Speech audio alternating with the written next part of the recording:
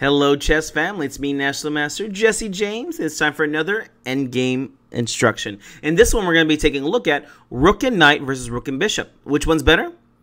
Whenever you're playing these endgames, Rook and Bishop work together better than a Rook and Knight. Why is that? When it comes to the piece movements, the Rook and Bishop are a lot easier to start coordinating against different squares.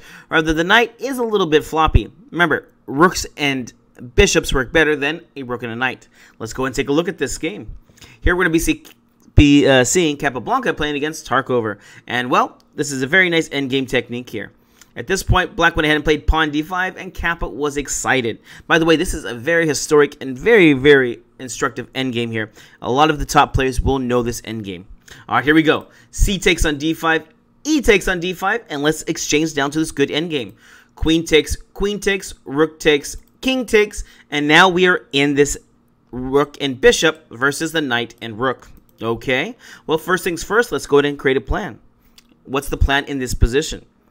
Well, I like to keep things as basic as possible. I like to try to do two things in endgames. One is, well, I try to create a passed pawn because, well, a passed pawn has no pawn in front of it, and we're trying to get across the board as soon as possible. Once you make a queen, the game should be easy to win. The other one is, well, let's try to win material. Okay, so where should we try to win a passed pawn, or maybe just try to create one and also try to win material? Should we look at the queen side? Should we look at the center? Or should we look at the king side? Another easy way to do this is count the pawns. Here it's very simple. Once you look at the position and count, which way should you go? Of course, we're going king side. Here we see we have 1, 2, 3 pawns versus 2. Meaning if we trade off both of these pawns over here, we'll be creating a passed pawn over here. And a passed pawn is going to help us win this game. Notice here it's 1, 2, 3, 4. If you try to go queen side on in this game, or even in the center, well, all you're doing is helping them create a passed pawn, which they'll be very happy about. All right, let's get to it. Here we see the bishop is aiming over here. Do you see the first move here? It's a very nice move here for good technique. You play pawn to h5, putting pressure on the g6 pawn. And here Black really had nothing better than to go ahead and play rook f6. Notice the good technique here. Of course, if you take, well, this is just silly. The rook comes over to h1.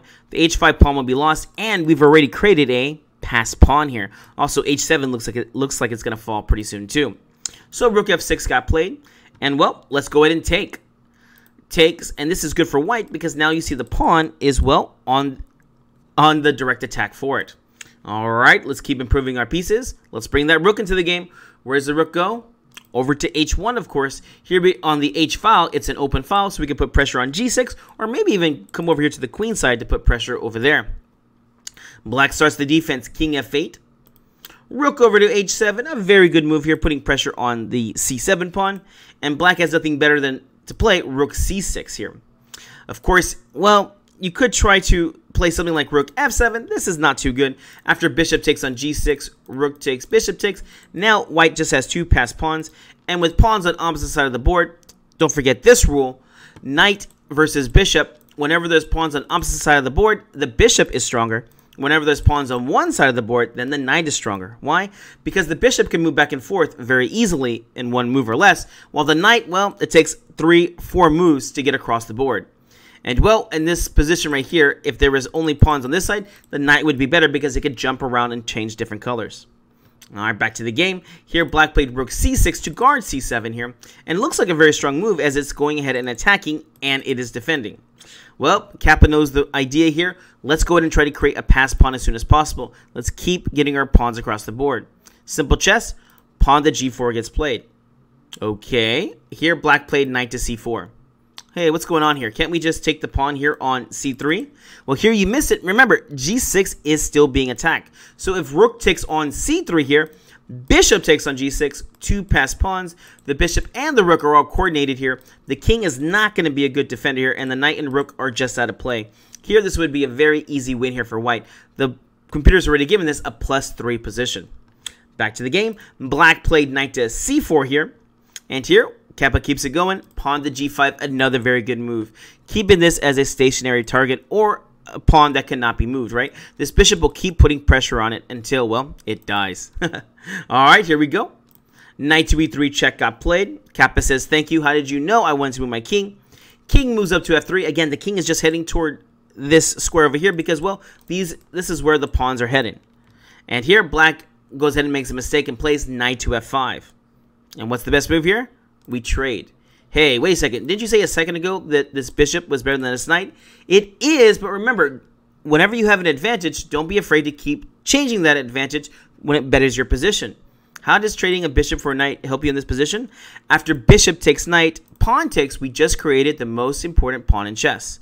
What is that? The passed pawn. And even better than a passed pawn, we have what's called the protected passed pawn. This is a pawn that's being protected by another pawn.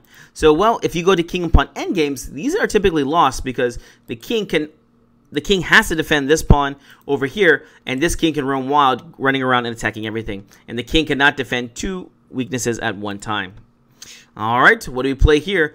Don't we just lose the pawn here in check? You are going to lose the pawn in check. Kappa didn't know this, but Kappa has something very important. The king position and the passed pawn. White to move, what do you play here? Remember, you should be moving your king upward and trying to get to a good square. All right, hopefully you found it. Here we're playing king to g3. Where's this king going? Here the king is going to go to h4, h5, or maybe you found the best move to g5 in the future too. Rook takes on c3 check. King to h4.